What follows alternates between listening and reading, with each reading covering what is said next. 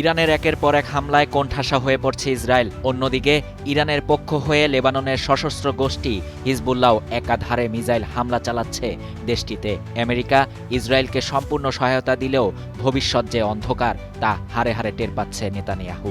তাই এবার ইরান ও লেবাননের বিরুদ্ধে চলমান যুদ্ধ চালিয়ে যেতে বিশাল অঙ্কের বাজেট অনুমোদন করেছে ইসরায়েলের পার্লামেন্ট নেসেট।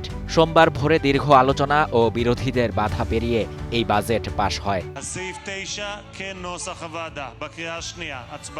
মোট 850.6 বিলিয়ন শেকেল বা 271 বিলিয়ন ডলারের এই বাজেট দেশটির ইতিহাসে সবচেয়ে বড়। এর বড় একটি অংশই রাখা হয়েছে প্রতিরক্ষা খাতে, যেখানে রেকর্ড পরিমাণ অর্থ বরাদ্দ দেয়া হয়েছে। ভোটাভুটির সময় পরিস্থিতি ছিল উত্তেজনাপূর্ণ।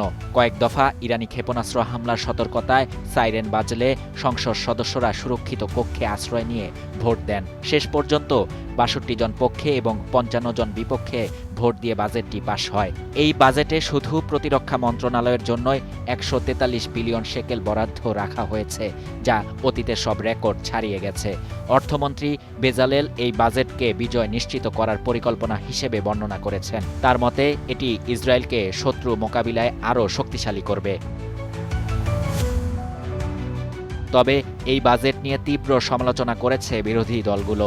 বাজেটের অর্থ জোগাতে প্রতিরক্ষা ছাড়াও অন্যান্য মন্ত্রণালয়ের বরাদ্দ ৩% কমানো হয়েছে। শিক্ষা, স্বাস্থ্য ও সামাজিক নিরাপত্তা খাতে বরাদ্দ থাকলেও বিরোধীদের অভিযোগ এটি সাধারণ মানুষের ওপর চাপ বাড়াবে। সবচেয়ে বেশি বিতর্ক তৈরি হয়েছে কট্টর ধর্মীয় শিক্ষা প্রতিষ্ঠানগুলোর জন্য অতিরিক্ত ১ বিলিয়ন শেকেল বরাদ্দ নিয়ে। বিরোধী নেতা ইয়ার লাপিদ এই পদক্ষেপকে রাষ্ট্রীয় চুরির মহোৎসব বলে আখ্যায়িত করেছেন। তার অভিযোগ, যুদ্ধের সময় জনগণ যখন নিরাপত্তাহীনতায় ভুগছে তখন সরকার রাজনৈতিক স্বার্থে নির্দিষ্ট গোষ্ঠীকে সুবিধা দিচ্ছে। সাবেক প্রধানমন্ত্রী নাফতালি বেনেটও এই বাজেটকে কঠোরভাবে সমালোচনা করে বলেন, এটি দেশের ইতিহাসে সবচেয়ে দায়িত্বজ্ঞানহীন বাজেট। শাহরিয়ার শাফাত, বাংলা নিউজ 24।